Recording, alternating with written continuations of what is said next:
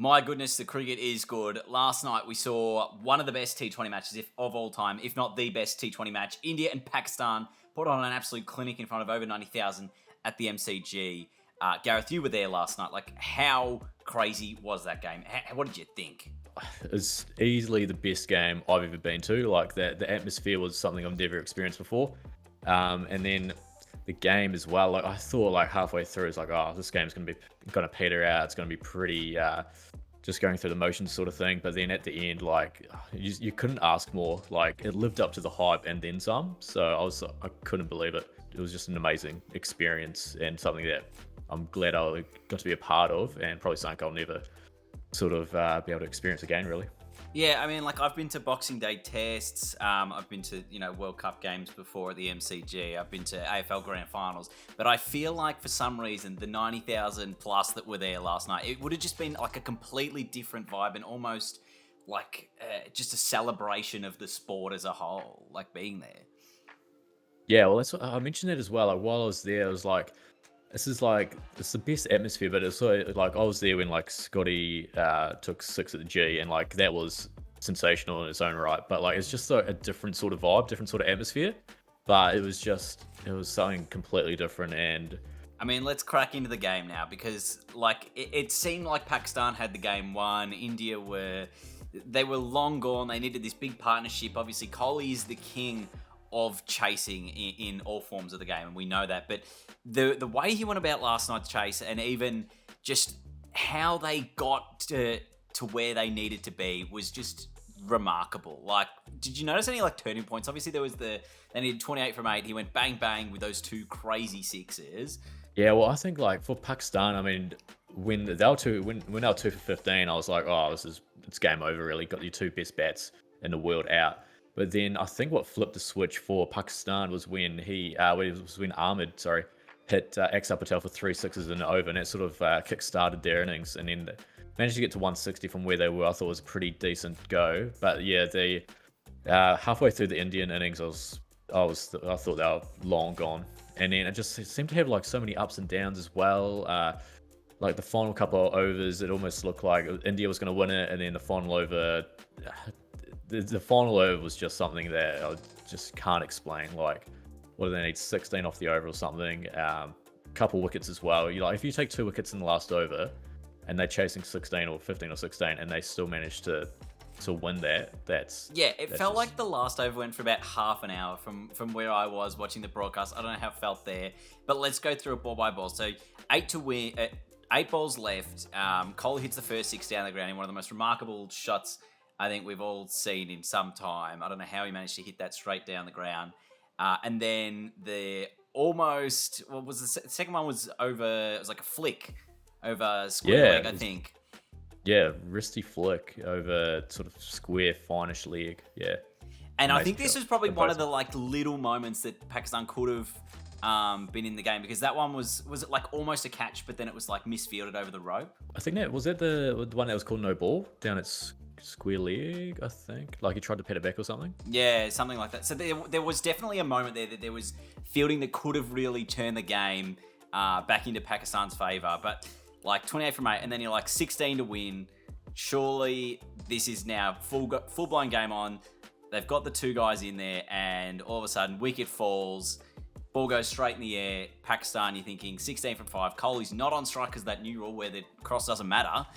And then you're thinking, all right, game's done. Yeah, and then, you'd think like by then, I mean, it also for Nawaz to bowl it, I thought, like, I mean, they sort of, you got to a stage where you didn't think it would really matter who bowled the last over, but then coming to Nawaz having to actually bowl that over was risky, but they didn't have a choice in the end. But what wicket first ball, and then I thought like absolute master stroke, and then what followed was quite crazy. Yeah, so then Kartik hits the single, gets Kohli on strike, miss hit, gets the 2. Then the no ball 6, which controversial. It looked like a no ball from the replays. Lots of people thinking could have been debatable as to whether it got there. Like, I haven't actually taken a look at it on the replay, like on the TV. When I was watching it there. it happened pretty quickly, and then like straight away, Kohli just went to the square leg saying it's a Yeah. no ball, it's a no ball. So yeah, it's one of those ones where it's touch and go. Like no one's going to be well. There's going to be one happy party, one not happy party with it, and change the game once again for like the 20th time. It was almost like a walk-off KO that you see in the UFC or something. He just like hit the ball, and as soon as he hit it, he didn't even care. Like no, he knew it was going for 6 instantly, but he just looked straight at the umpire and he's like, "You have to give that a no ball." It was just an immediate reaction. Knew that it was going straight away for 6. Then the wide, and I think this is where the controversy begins, because obviously there's the wide, and then I don't know how many of the Pakistan fielders realized that it was now still a free hit on the next ball, because then obviously when Kohli gets bowled, and we think, oh, dead ball, but just the 2 million IQ play to run, then like I would have totally blanked out, I reckon, at that point. But that guy was just, Kohli's so focused in these moments, and like to be able to run 3, I just thought was one of the smartest things I've seen on a cricket field in a long time. Yeah, didn't Nawaz start celebrating as well, I think? But Yeah, then, so they were all calling for like the dead ball because it was such a great ball. You're thinking, whether it was a dead ball or not, you're like, it's a dot. Like that's all Pakistan were looking for, was a dot ball. It was going to be huge for them, but still managed to get 3 buys out of it. yeah, and that's one thing that I noticed while I was there was the running between the wickets, especially between Kohli and Pandya during those middle stages in that massive partnership. They're turning their 1s into 2s was crucial in getting towards the target, of course, and then just shown they're running those 3 buys on the free hit. Yeah, it was such a game changer as well.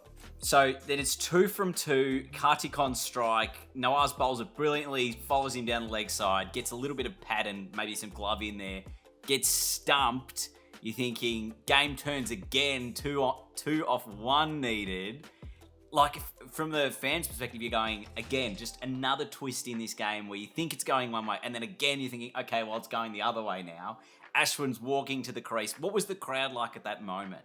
Yeah, I mean it was loud the whole way through, but it was definitely sort of like hard in the mouth stuff. And yeah, I was just thinking super over. It's just got that extra sort of thing to it that we're going to see a super over here, and then obviously what followed with that. Yeah, I was thinking just take the single. Just take the single, play the percentages, and then say, all right, we're in form here, we'll win the super over. Yeah, and then but the presence of mind from Ashwin, the coolness of him to just let it go, and like he just seemed so confident with it as well, like that he was going to leave it go. Nothing was going to happen. Like it wasn't going to hit him on the way through or something. Like that was such a clutch play. Yeah, clutch, like the most clutch leave you've ever seen in T20, which you wouldn't think leaving the ball in T20 is going to win you a game of cricket, and yet here we are in one of the most crazy final overs where leaving the ball sometimes the right choice.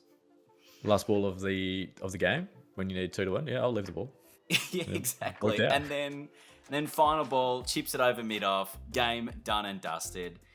The craziest finish we've seen in some time. I think if you were to compare it to any other game, I think the one that comes to mind is obviously that World Cup final in 2019, where there was just the chaos of like the deflection off the bat, like that had similar levels of drama prior to that super over. But like in terms of a T20 game, this it stands on its own, and it's almost the best, if not the best, that we've ever seen. Yeah, it's right up there for me. It's got to be. I think it's number 1 for mine. I just can't see any other game that had that many ups and downs. Like who was going to win? Like I was looking at like the Cricinfo like win-viz percentages, and like Pakistan were like, oh no, they were right up the top, and then like last couple of balls, it just dropped right down to India to win. So it was like just so many ups and downs.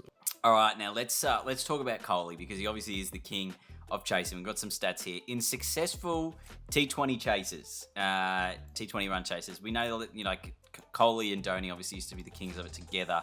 But he's from 36 innings, he's had 1,600 runs at an average of 90 in T20 international chases. It's insane. 16 50s and 18 not outs.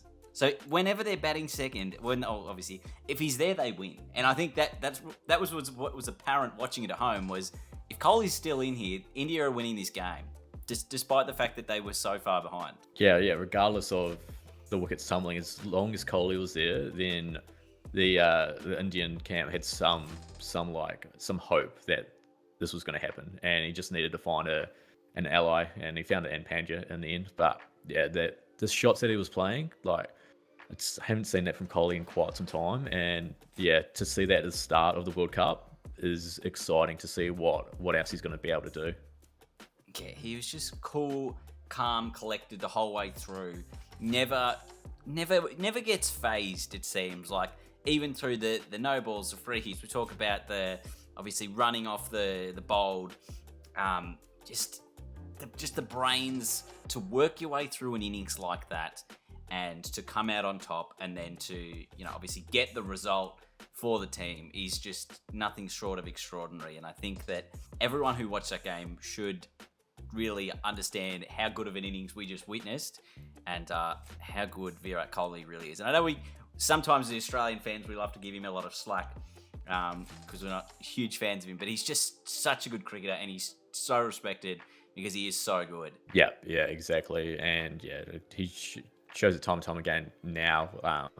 Of course, it being the 2020 World Cup in Australia, but you still got a feel for Pakistan, I reckon. Like, they, up until a certain point, they were playing some really good cricket. Like, the first 10 or so overs, when they were 4 for 31, India were they were all over them. They were they had their tails up. They were absolutely smashing it. And yeah, it just shows you one player can just take a game away from them just like that. And yeah, unfortunately for Pakistan, it was Kohli's day.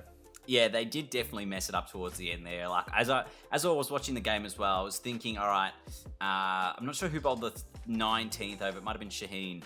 And I was thinking, all right, who's going to bowl the last? Because they had bowled out all their seamers by that point. I think Nazim Shah was bowled out a couple of overs earlier as well. So they had bowled all their seamers out, and you were thinking, all right, who is going to bowl this last over for Pakistan? Do you think they missed a trick in, I don't know, should they have saved it for one of their more experienced bowlers? Or do you obviously take the gamble thinking, right, we can close this out before it gets too close? I mean, it's you could go either way, really. Probably, looking back now, of course, hindsight, how good, but having a pace ball at the end there probably would have been ideal. You don't want a spinner bowling your 20th over, really. But yeah, I mean, I think they were trying to probably get Kohli out before it got to that stage because he was going so well, and unfortunately, it sort of backfired, and yeah, now it's all over. Any final thoughts?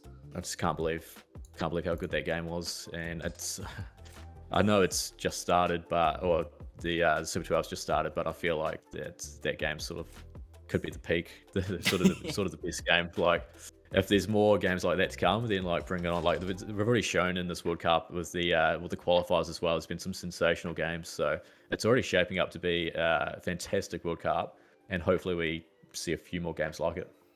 Exactly. All right. Well, we're going to be talking more World Cup throughout the World Cup, so make sure you stay tuned. Anyway, thanks, Gareth, for talking this craziest game ever, arguably the best T20 game we've ever seen, India and Pakistan, as Kohli got India over the line. Yep. Well, thanks for having me again, and we'll see you a few more times for a couple more videos highlighting all the World Cup action.